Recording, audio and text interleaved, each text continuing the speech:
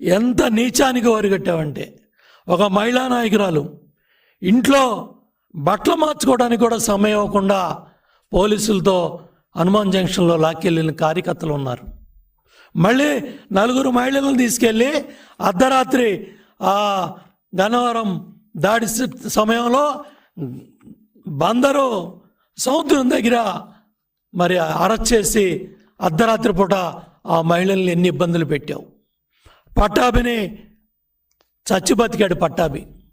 ఆ రోజు పోలీసులతో నువ్వు చేయించిన దుర్మార్గాలు, నీ బ్లేడ్ బ్యాచ్తో చేయించిన దాళ్ళు, పట్టాభిని పోలీస్ స్టేషన్ తీసుకెళ్ళి చేసిన అరాచకాలు 1, 2 ఎన్నని చెప్పమంటావు జగన్ రెడ్డి, వంశీ?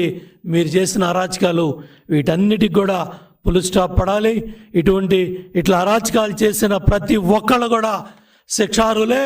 ఇటువంటి వాళ్ళందరికి కూడా కటకటాలు లెక్కబెట్టే సమయం వచ్చింది. ఎవరిని వదిలిపెట్టే ప్రసక్తి లేదని తెలియజేస్తా ఉన్నా.